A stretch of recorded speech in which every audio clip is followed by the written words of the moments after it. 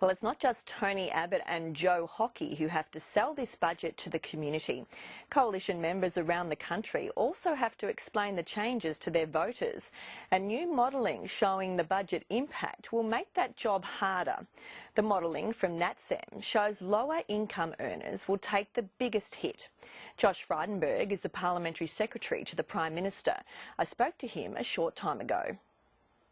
Josh Frydenberg, thanks for joining me. Now, I wanted to start with this NatSem modelling that shows the budget will hit the bottom 40% the hardest, with 1.2 million families set to lose $3,000 by 2017-18, while the highest income earners will take a small hit, and in fact some will be better off. How is that fair?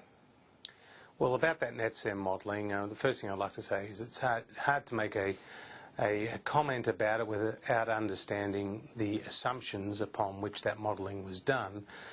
When it comes to something well, like I can tell you what they did. They looked at all the budget measures, including the school kids bonus and the impact of removing the carbon price, and that's the figures they came up with. Well, as you know, with the school kids bonus, we were up front before the election saying we were going to remove the school kids bonus because it was going to be funded by additional borrowing from overseas. So we're never going to go through with that. We do believe that the carbon tax will save the average family about $550 a year.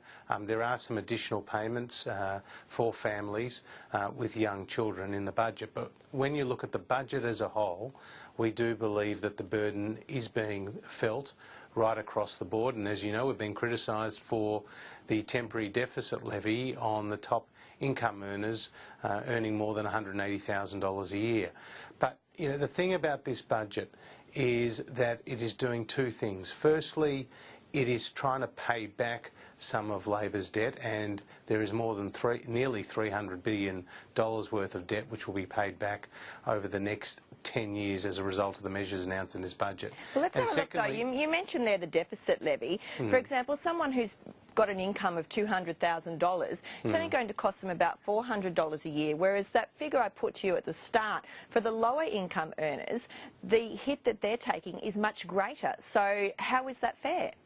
Well, there are, you know, through the fuel indexation, fuel excise indexation, there will be a hit on all income earners who are driving their cars.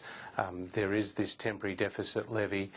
There are a number of measures that will be felt right across the board, but what we are saying in this budget is that the current level of government spending was just not sustainable, and that's why we've had to start to pay back that debt, because that debt was creating an interest bill of $1 billion a month and growing. Well, let's have a look at Josh, on the polls that were released yesterday, showing that there's been a very negative reaction to the budget from voters. Were you shocked when you saw those polls? No, I wasn't. I mean, the polls were always going to be ugly after a very tough budget.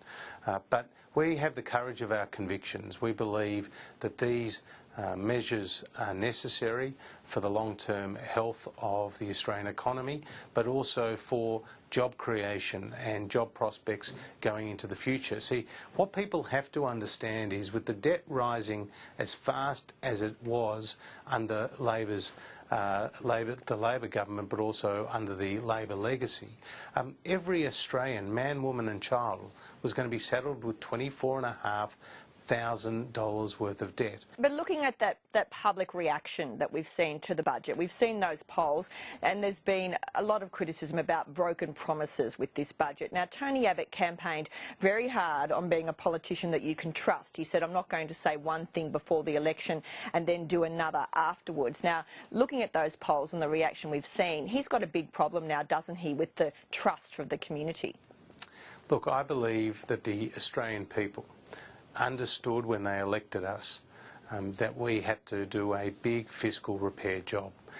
Labor made huge financial commitments, huge spending promises, and then they got the lowest primary vote for them in nearly 100 years. So quite clearly, the spending of the Labor government was not the issue. It was the way that they managed the economy. So when we said to the Australian people we will take the tough decisions to fix this mess, to bring the budget back into surplus over time.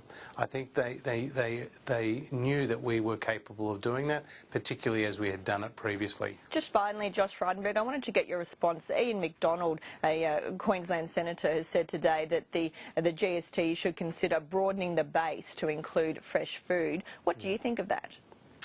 Well, I think this GST debate is a bit of a distraction, really, away from the main game. And the main game is the measures that we announced in the budget, which are going to pay back Labor's debt, as well as boost productivity through more investment in infrastructure, more investment in education and innovation, and boosting workforce participation. That's the main game. Josh Frydenberg, we'll leave it there. Thank you very much for joining me. Thanks very much, Julie.